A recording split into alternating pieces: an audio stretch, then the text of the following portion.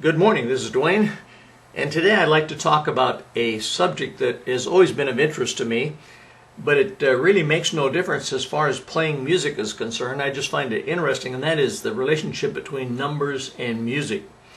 As you probably know, there's 88 keys on the keyboard, but did you know that there's 7 octaves on the keyboard? For example, if we taught, plus a little more, plus 3 more notes.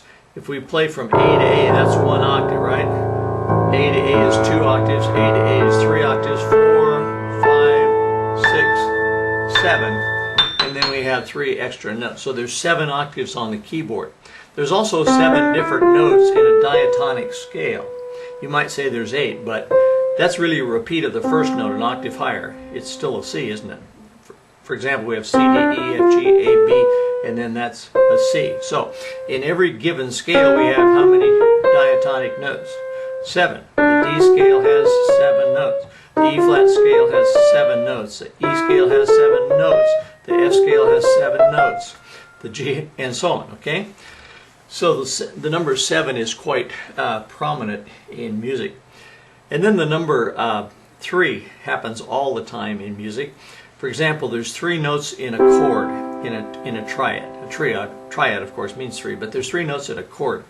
Some people will argue that there's only 2, but I disagree. When you have 2 notes, you have a harmony, certainly, but you don't have a chord.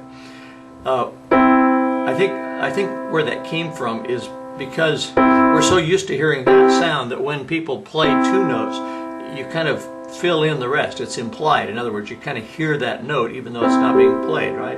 You assume that's the note. So when we have a full chord, we have 3 notes at least. We can have 4 notes or 5 notes or 6 notes or 7 notes. I play chords with 7 notes all the time in them. But to have a chord, we have to have 3 notes. And so there's a major chord has 3 notes, a minor chord has 3 notes, a diminished chord has 3 notes, an augmented chord has 3 notes, right? And so in the key of C, there are 3 primary chords, C, F, and G. In the key of D flat, there's 3 primary chords, D flat, G flat, and A flat. In the key of D, there's 3 primary chords, D, G, and A. In the key of E flat, there's 3 primary chords, E flat, A flat, and B flat, and so on. We can go through the 12 major chords, 12 major keys. By the way, there's 12 major keys you can play in. You can play in the key of C, I can play in the key of D flat, I can play in the key of D, I can play in E flat, I can play in the key of E, I can play in the key of F, I can play in 12 major keys, right? Now back to 3. There's 3 primary chords in each of the 12 keys, right? So in the key of D, in the key of F, there's 3 primary chords, and we were already going through this. So there's 3 minor chords in each key, aren't there? Too. There's 3 minor chords, right? That are in the C major chord. There's 3 organic chords that are minor. That's the 2 chord, the 3 chord, and the 6 chord. Okay, and I could go on and on like this, but you kind of get the idea. There's lots of 3s, there's lots of 7s, and there's lots of 12s. For example, there's 12 notes in a chromatic scale, isn't there? 12 notes in a chromatic scale. And so in all chromatic scales, there's 12 notes, right? So I just thought that was a little observation that's interesting to me, and hope you find that interesting also.